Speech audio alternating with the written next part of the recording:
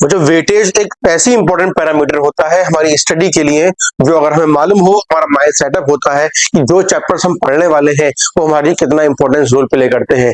ये चीजें हमें कैसे मालूम पड़ती हैं? ये हमें मालूम पड़ती हैं जब हम प्रीवियस वेटेज देखते हैं कि कितने चैप्टर से, किस चैप्टर से कितने कितने क्वेश्चंस आ चुके हैं। आज हम लोग बात करेंगे कि एएमयू बीटेक के अंदर स्टार्टिंग से लेकर 2025 तक किस तरीके से हमारे पास क्वेश्चन और किस चैप्टर से हमारे पास क्वेश्चंस आ रहे हैं, ताकि वो चैप्टर वाला कॉन्सेप्ट, वो टॉपिक हमारा एकदम मस्त, एकदम क्लियर होना चाहिए।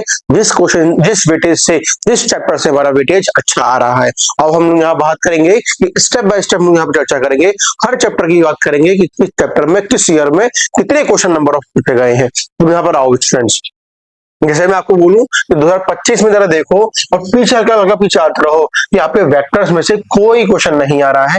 एक क्वेश्चन लास्ट जो आया था 2019 में आया था, लेकिन अब तक, अभी तक देखो 4-5 साल हो गए हैं, कोई क्वेश्चन की संभावना नहीं बनी है।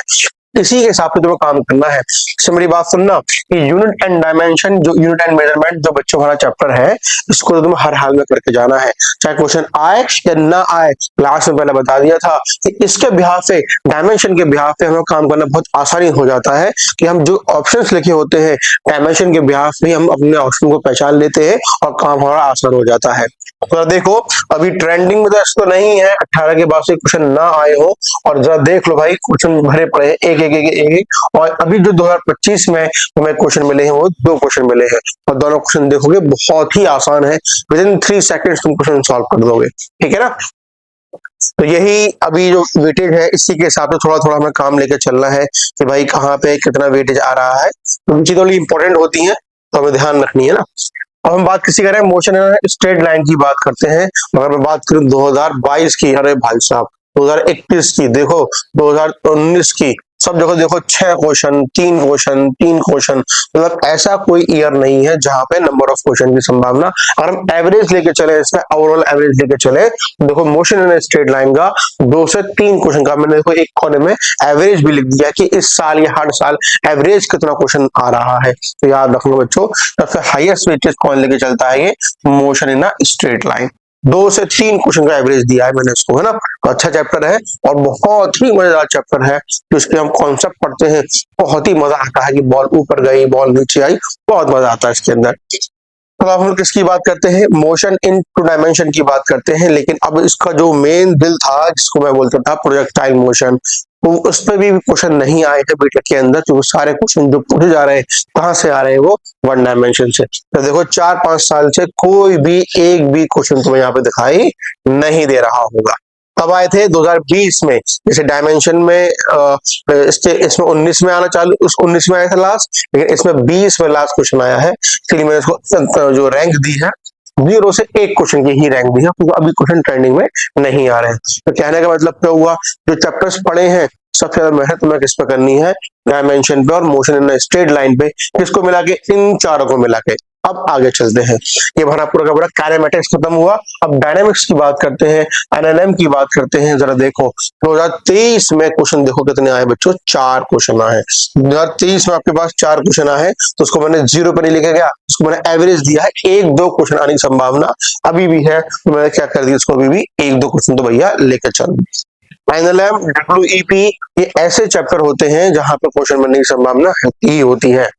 चलो अब किसकी बात करें हम लोग? वर्क एनर्जी एंड पावर की बात करते हैं। चेक करो 2025 के अंदर 2 क्वेश्चन आए, लेकिन 2024 के अंदर 4 क्वेश्चन आए, 2023 के अंदर भी 2 क्वेश्चन आए। तो कहने का मतलब क्या हुआ?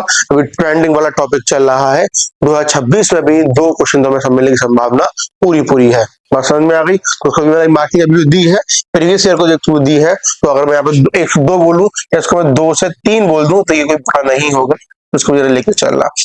डब्ल्यूई पे ट्रेंडिंग वाले क्वेश्चन जो है अभी आ रहे हैं। इन ओवरऑल जितने चैप्टर मैंने यहाँ पे देखे, बड़े ही जो इंपॉर्टेंट मुझे फील हुआ, क्वेश्चन इन स्ट्रेट लाइन है अभी के हिसाब से, और दूसरा है बच्चों आपका डब्ल्यूईपी, और कल का सब पार्ट किससे जोड़ना है तुम्हें? एनएलएम। क्योंकि एनएलएम नहीं पढ़ोगे तो भैया डब्ल्यूईपी भी नहीं हो पाएगा। ठीक है, चलो ये वेटेज हमने एक बार क्लियर कर लिया माइंड के अंदर कि भाई कौन सा क्या है। वेटेज के दिखाने का एक उद्देश्य भी होता है कि हमें चैप्टर का सीक्वेंस भी दिख जाता है। हम लोग पूरा पढ़ तो लेते हैं लेकिन चैप्टर का सीक्वेंस क्या है, तो एक बार वेटेज देख लोगे, वीडियो देख लोगे ना, तो चैप्टर का सीक्वेंस मालूम पड़ जाएगा किस चैप्टर, 11th के किस सीक्वेंस में चैप्टर है, 12th के किस सीक्वेंस में चैप्टर है, तो इससे बहुत फायदा मिलेगा।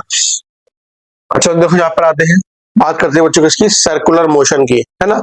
तो सर्कुलर मोशन जरा देखो, अभी दो है, एक क्वेश्चन है 25 में, 24 में दो क्वेश्चन आए थे, प्रीवियस दो एक क्वेश्चन नहीं आए थे, वेटेज मैच का 0 से लेके 1 के बीच में रखा है। आ भी सकता है या एक क्वेश्चन भी आ सकता है, लेकिन जो प्रोबेबिलिटी बन रही है देखते हुए 24-25 की भैया संभावना है एक क्वेश्चन मिल सकता है। अब यहाँ पर आओ भैया, सेंटर ऑफ मास पे देखो 4 क्वेश्चन तुम्हारे कहाँ पे है 2023 के अंदर, 4 क्वेश्चन पूछेंगे, लेकिन बाकी जो एयर देखे जाए सब में 1-0 ऐसे ही लाई कर रहा है, तो इसलिए इसमें 1-2 की मैंने प्रोबेबिलिटी रखी, क्यों रखी है, तो 23 में पूछे गए हैं बच्चे हमको 4 क्वेश्चन, तो 25 में 1-2 क्वेश्चन पूछने की संभावना पूरी रखता है चैप्टर में। अब किसकी बात करें बताओ, हम लोग बात करते हैं किसकी, रोटेशनल मोशन की। अरे 23 में 3 क्वेश्चन है और 25 में हमारे पास कितने क्वेश्चन दे रखे हैं, 2 क्वेश्चन दे रखे हैं। अब ये देखो इसका पैटर्न जो बन रहा है किस बिहाफ पे बन रहा है, 25 में कितने हैं, 24 में कितने हैं, 23 में कितने हैं, उसी के बिहाफ पे हमें 26 के लिए तैयारी करनी है। ठीक है, तो मैंने यहाँ पे दिखा बच्चों 1 से 2 क्वेश्चन, ये पूरी कहानी circular motion, centre of mass, rotational motion सब 1 से लगते हैं। भैया ये ध्यान रखना, सबसे जो करना पड़ेगा तो मैं एक्सप्रेशन पड़ेगा, बिना सबको पढ़े डब्ल्यूईपी, एनएलएम, 1D, 2D इन सबको बिना पढ़े तुम रोटेशन मोशन नहीं कर सकते हो। इसमें बड़ा ही इंपॉर्टेंट रोल होता है पढ़ाई के दौरान। मैं कुछ कहूँ ना कहूँ भैया, ग्रेविटेशन को तो पढ़ के जरूर जाना। अगर यहाँ पे 0-0-0-0 भी होता ना तो तब भी तुमसे कहता है कि भैया ग्रेविटी को जरूर पढ़ के जाना। इस चैप्टर का 1 डायमेंशन के बाद ग्रेविटेशन उसी के बराबर का ही वेटेज रखता है। मतलब क्या याद रखना कि इसके अंदर से भैया 2-3 क्वेश्चन बनने की संभावना, प्रोबेबिलिटी 2-3 नहीं 3-4 लेके चलो भाई। एक ग्रेविटेशन और एसएचएम एंड वेव, ये बड़े ही 2 इंपॉर्टेंट मुझे टॉपिक लगते हैं बहुत ही ज्यादा। तो इन ये भी अगर एक ही क्वेश्चन तुम्हें दिखाई दे रहा है कोई बात नहीं है, लेकिन 26 में गारंटी कराओ उसमें कुछ अच्छे खासे आएंगे वेव्स के ऊपर। इसलिए मैंने यहाँ पे देखो कितना रखा है, 3 से 4 नंबर का वेटेज रखा है किस पे, एसएचएम और वेव्स के ऊपर। ध्यान रखना, ग्रेविटेशन, एसएचएम एंड वेव, और तुम अगर एसएचएम और वेव को अगर पिछले वाले चैप्टर से मिलाओगे कोई समाधान नहीं है, सिर्फ इसको अकेला भी पढ़ लोगे तब भी पूरे मार्क्स में मिल जाएंगे। ये किसी के ऊपर डिपेंडेंसी नहीं रखना है। छोटी छोटी बात तो मालूम ही है कि भाई डिस्प्लेसमेंट क्या होता है, वेलोसिटी क्या होती है, ए का मतलब क्या होता है, फोर्स क्या होती है, ये छोटे मोटे पैरामीटर का मालूम है भाई, तुम्हें किसी जरूरत नहीं पड़ेगी प्रीवियस चैप्टर से इसको पढ़ने के लिए। बहुत ही इंपॉर्टेंट चैप्टर है मेरे हिसाब से भाई, ग्रेविटेशन और एसएचएम एंड वेव्स, बहुत अच्छे से पढ़ लेना इसको। चलो अब आगे बढ़ते हैं। अब हम लोग बात करते हैं हल्का सा मैकेनिकल प्रॉपर्टीज ऑफ फ्लूइड्स का और सॉलिड का। अब जरा देखो इसके क्वेश्चन बनने की संभावना जो अभी 23 में 24 में देख रहे हो, 2-2 क्वेश्चन है, लेकिन जितना भी मैंने इसका एनालाइज करा है 2-3 2-3 2-3, इसकी प्रक्रिया ज्यादा है एज कम्पेयर टू 0-1-0-1 से। तो यहाँ देखो 2 क्वेश्चन अच्छा खासा क्वेश्चन है। देखो केटीजी हो गया, सुनो जो सेकंड बुक है तुम्हारी 11th क्लास की भैया पूरी कर लेना, सेकंड बुक मत छोड़ना। एसएचएम वेव सेकंड बुक में, केटीजी हो सेकंड बुक में, थर्मल प्रॉपर्टीज हो सेकंड बुक में, फ्लूइड हो सॉलिड हो सब तुम्हारे सेकंड बुक में है। और सेकंड बुक में एक फायदा ये है, चैप्टर तुम्हारे बहुत छोटे छोटे से चैप्टर है, कॉन्सेप्चुअल चीजें हैं वो बहुत आसान है, वो नहीं है भैया क्या लंबी लंबी कैलकुलेशन है, ऐसा कुछ नहीं है सेकंड बुक के अंदर 11th क्लास की, है ना। तो ये सब पूरा कर लेना, पूरा देना भैया। देखो 5 क्वेश्चन कहाँ से आएगा 2024 में, भैया सेकंड बुक पूरे अच्छे से कर लेना इसकी 11th क्लास की। फर्स्ट बुक में कैलकुलेशन ज्यादा है, तो फर्स्ट बुक में अगर तुम्हारा नहीं हो पाया है तो 2 चैप्टर पढ़ लो अपना, कौन सा, 1D और ग्रेविटेशन, और बाकी पूरी सेकंड बुक को नाप लेना 11th क्लास की, इंपॉर्टेंट है। इतना करने के बाद फिर बाकी जो चैप्टर है उनको तुम आराम से नाप सकते हो, लेकिन थोड़ा बहुत हमें नॉलेज होनी चाहिए। ये चैप्टर प्री फर्स्ट बुक के हैं, मान लो तो तुम जो है 2D नहीं करना चाह रहे हो, लेकिन 2D की हमें नॉलेज होनी चाहिए कि वेक्टर्स को रिजॉल्व कैसे करना है, ये जो प्रोजेक्टाइल मोशन में कहानी कैसे बन रही है, सर्कुलर मोशन क्या है, बोर्ड प्रॉब्लम्स क्या है, रेन प्रॉब्लम्स क्या है, ये सारे एग्जाम्पल किसके हमारे पास 2 डायमेंशन के हैं। तो कहने का मतलब यहाँ पे क्या हो गया, उन चैप्टर की नॉलेज होनी चाहिए, लेकिन भैया कमांड इन चैप्टर बननी चाहिए। सेकंड बुक को तो पूरा भैया घुल के पी जाना 11th क्लास की। तो अब हम लोग बात करते हैं 12 के क्वेश्चन पे आते हैं और पहला चैप्टर है बच्चों आपका इलेक्ट्रोस्टैटिक्स, कैपेसिटेंस, पोटेंशियल और इलेक्ट्रिसिटी। तो 3 चैप्टर है और साथ में और क्या जोड़ लो तुम अपना मैग्नेटिज्म भी जोड़ लो। तो 4 चैप्टर शुरू वाले जो है मैं 3 को अलग रखता हूँ और मैग्नेटिज्म, मैटर, ईएमआई, एसी इन 4 को मैं अलग रखता हूँ। तो हम पहले इन 3 चैप्टर की बात करें। तो 3 चैप्टर हैं भाई साहब, इनके अंदर जो कॉन्सेप्चुअल चीजें हैं बहुत ज्यादा है। पूरे 12 के पोर्शन में तुम्हें एक बात अच्छी मिलेगी कि कैलकुलेशन बारीकी वाली नहीं है। जो कैलकुलेशन हमारे पास आराम से कर लोगे और सबसे चीजें बहुत है उसके अंदर 12 वाले पोर्शन के अंदर। तो मैं बात करूं बच्चों किसकी, इलेक्ट्रोस्टैटिक्स की। 4 2 2 तो भैया आने की संभावना अच्छी है, इसलिए इसको मैंने दिया 2 से 3 क्वेश्चन। अभी तुम यहाँ पे देखो हीट एंड थर्मोडायनेमिक्स में देखो मैंने कितना लगाया, 3 से 4 क्वेश्चन। देख रहे हो सेकंड बुक 11th की इतनी इंपॉर्टेंट है। अब इलेक्ट्रोस्टैटिक्स की बात करें भैया, 2 से 3 क्वेश्चन तो भैया लेके चलना, हर हाल में लेके चलना। अब यहाँ पर आ जाओ, कैपेसिटेंस पे और पोटेंशियल पे इतनी संभावना नहीं दिख रही है, लेकिन 2023 में तुम्हें 4 क्वेश्चन पूछ लिए गए थे, उसमें 0 0 0 और फिर वही 10 चालू हो गया 0 1 0 1 0 1। उसका क्या मतलब हुआ, ज्यादा प्रोबेबिलिटी कैपेसिटेंस मुझे नहीं दिख रही है एज कम्पेयर टू इलेक्ट्रोस्टैटिक्स 12 के पोर्शन में। ठीक है, चलो अब आगे आते हैं। आ जाओ भैया, अब आते हैं भैया करंट इलेक्ट्रिसिटी, ये भी कर जाना अच्छे से। ये करंट इलेक्ट्रिसिटी, मैग्नेटिज्म और ये दोनों को मैंने एक ही कोपचे में रख दिया है। और अगर मैं इन दोनों को, इन सबको मिला के बात करूं, कम से कम भैया तुम्हारे 4 से 5 क्वेश्चन तो पक्के पक्के बनेंगे। और ये सबके सब एक से ही लगते हैं। कौन, मैग्नेटिज्म, बायो-सावर्ट लॉ क्या है, एम्पियर लॉ क्या है, इनकी फील्ड में आपस में कैसे फाइंड करें, एम्पियर के बिहाफ पे फील्ड कैसे निकालें, बायो-सावर्ट के बिहाफ पे फील्ड कैसे निकालें, इसके ट्रिक्स के तरीके अगर तुम मैंने बैठा लो, कुछ नहीं है इनके अंदर भाई साहब मैग्नेटिज्म के अंदर। ईएमआई बड़ा आसान है, फैराडे के 2 नियम थे, 2 नियम को अच्छे से खूब लेके चलो और ज्यादा कुछ नहीं है। सेल्फ सोलेनॉइड का म्यूचुअल इंडक्टेंस क्या है, इसी को ही बार बार घुमा फिरा के क्वेश्चन पूछ रहा है हमसे। बात करें बच्चों हम एसी की, RMS value, average value, peak value, RLC circuit, transformer, ये छोटे छोटे टॉपिक्स हैं, आसान आसान है और मजेदार टॉपिक्स हैं जो हम लाइफ में देखते हैं, तो पढ़ने में खूब मजा आता है इनको। तो भाई कर लो, मजा भी आएगा, पढ़ने भी पढ़ाई हो जाएगी और तुम्हारे क्वेश्चन भी 4 से 5 क्वेश्चन बनने की संभावना आराम से रखते हैं इसके अंदर।